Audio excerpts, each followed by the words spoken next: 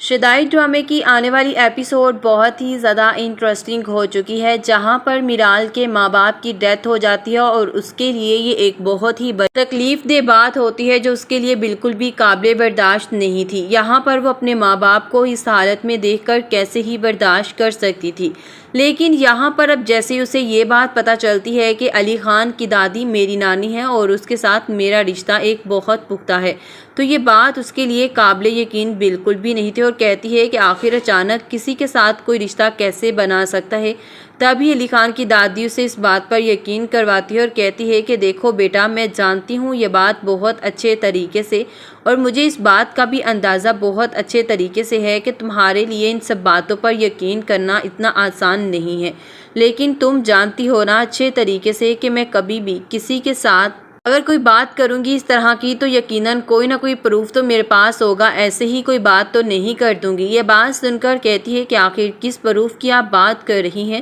اور کون سا پروف ہے آپ کے پاس؟ تبھی وہ بتاتی ہے اور کہتی ہے کہ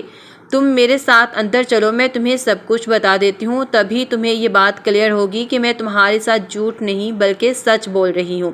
یہاں پر اب کسی نہ کسی طریقے سے دادی جان ساری حقیقت کھول کر اس کے سامنے رکھ دیتی ہے اور کہتی ہے کہ دیکھو یہ تمہاری ماں کی ہی تصویریں ہیں نا، یقیناً تمہاری ماں نے تمہیں یہ تصویریں دکھائی ہوں گی۔ میرال یہ دیکھ کر اب بہت زیادہ حیران بھی ہوتی ہے اور کہتی ہے کہ ایسا کیسے ممکن ہے؟ یہ بات تو میں جانتی تھی کہ میری ماما نے پسند کی شادی کی اور اس کے سسرال میں اس کی عزت نہیں تھی، تو مائکے والوں نے بھی اسے ایکسیپٹ نہیں کیا تھا، اس لیے اپنے گھر سے باہر ہمیشہ کے لیے نکال دیا اور ہمیشہ کے لیے رشتہ بھی ختم کر دیا۔ آج میری ماں مر گئی تو آپ ان کے سامنے آ گئی، اچانک سے اتنی ہمدردی کیوں؟ جب وہ زندہ تھی تو آپ نے پلٹ کر ان کا حال تک نہیں پوچھا۔ یہ بات سن کر آپ اس کی نانی کہتی ہے کہ دیکھو بیٹا، میں جانتی ہوں بہت اچھے طریقے سے کہ تم جو کچھ بھی کہہ رہی ہو وہ بالکل ٹھیک ہے، لیکن تم نے کبھی یہ سوچا کہ میں نے یہ جو کچھ بھی کیا کیوں؟ میری بھی مجبوری تھی، میرا بیٹا مرنے سے پہلے مجھے اس بات کی قسم دے چکا تھا، آخر اور میں کرتی بھی تو کیا کرتی، میرے پاس اور کوئی آپشن نہیں تھی۔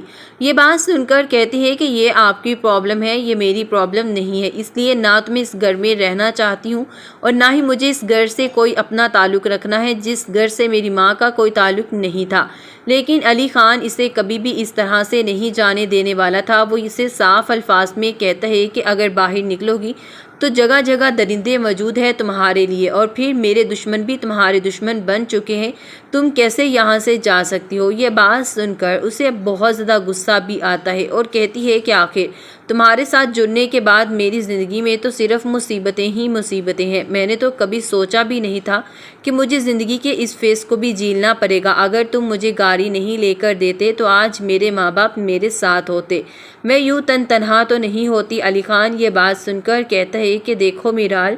اگر کوئی ایکسپرٹ بھی ہوگا ڈرائیور تو اس کے ساتھ بھی خدا نخواستہ یہ حادثہ ہو سکتا ہے، اس میں تمہارا کوئی قصور نہیں، یہ قسمت میں لکھا تھا اور تم اپنے آپ کو اس کا دوشی مت بناؤ۔ آخر کیا لگتا ہے کہ میرال ان سب باتوں کو ایکسیپٹ کرنے والی ہے یا نہیں؟